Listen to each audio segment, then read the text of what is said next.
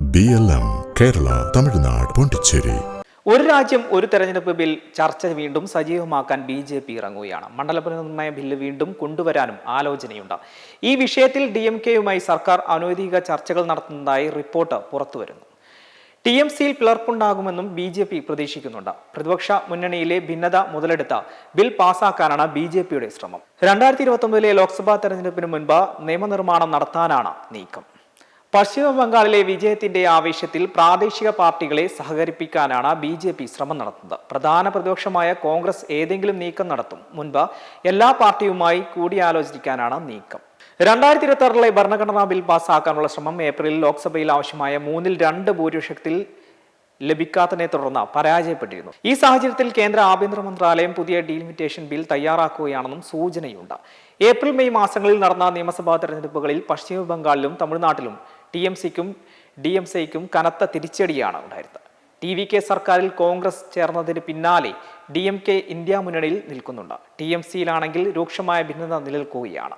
BJPയുമായി പ്രത്യേക വിഷയത്തിൽ ചർച്ച നടത്താൻ തയ്യാറാണെന്ന് DMK വൃത്തങ്ങൾ പറഞ്ഞു. ലോക്സഭാ നിയമസഭാ തെരഞ്ഞെടുപ്പുകൾ ഒരുമിച്ച് നടത്തുന്നതിനുള്ള ഒരു രാഷ്ട്രം ഒരു തെരഞ്ഞെടുപ്പ് ബിൽ ഔപചാരികമാക്കുന്നതിനുള്ള പ്രവർത്തനങ്ങൾ പുരോഗമിക്കുകയാണെന്നും നിലവിൽ 39 അംഗ സംയുക്ത പാർലമെന്ററി കമ്മിറ്റി ബിൽ അവലോകനം ചെയ്തു വരികയാണെന്നും പറയുന്നു.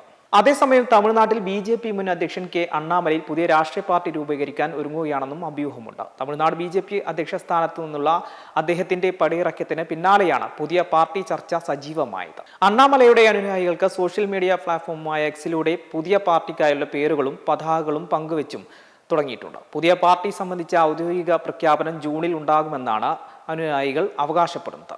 സമീപകാലത്ത് അണ്ണാമലൈ സ്വീകരിച്ച ചില നിലപാടുകൾ പുതിയ പാർട്ടി രൂപീകരിക്കാനുള്ള നീക്കമാണെന്ന തരത്തിലുള്ള ചർച്ചകൾക്ക് കാരണമായിരുന്നു. CBSE 9ാം ക്ലാസ് വിദ്യാർത്ഥികൾക്കായി കൊണ്ടുവന്ന ത്രിഭാഷാ നയം നടപ്പിലാക്കാനുള്ള തീരുമാനത്തെ അദ്ദേഹം പരസ്യമായി വിമർശിച്ചിരുന്നു.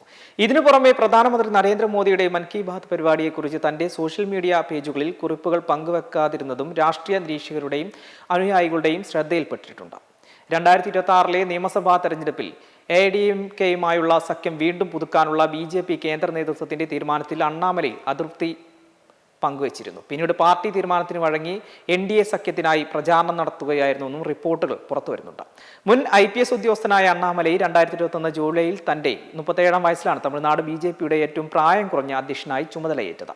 2021 സെപ്റ്റംബറിൽ BJPയും AIADMKയും സഖ്യം തകർന്നതിന് ശേഷം AIADMK നേതൃത്വത്തിൽ കടുത്ത വിമർശകനായ അണ്ണാമലൈ മാറിയിരുന്നു. സഖ്യം തകരാൻ കാരണം അണ്ണാമലൈയാണെന്ന ധാരണ നിൽക്കുകയാണ് 2025 BJP വീണ്ടും AIADMKയുമായി സഖ്യമുണ്ടാക്കാൻ തീരുമാനിച്ചതെന്നും അദ്ദേഹം അധ്യക്ഷ സ്ഥാനത്ത് നിന്ന് മാറിയതും. അതേസമയം അണ്ണാമലൈ പാർട്ടി വിടുമെന്ന വാർത്തകൾ മുതിർന്ന BJP നേതാക്കൾ നിഷേധിച്ചിട്ടുണ്ട്. അണ്ണാമലൈ പുതിയ പാർട്ടി രൂപീകരിക്കാൻ പദ്ധതിയിടുന്നതായി തങ്ങൾക്ക് അറിയില്ലെന്നും ദേശീയ തലത്തിൽ പ്രധാനപ്പെട്ട ചുമതലകൾ അദ്ദേഹത്തിന് നൽകാൻ സാധ്യതയുണ്ടെന്നും BJP നേതാക്കൾ പറഞ്ഞു. BLM കേരള തമിഴ്നാട് പോണ്ടിച്ചേരി.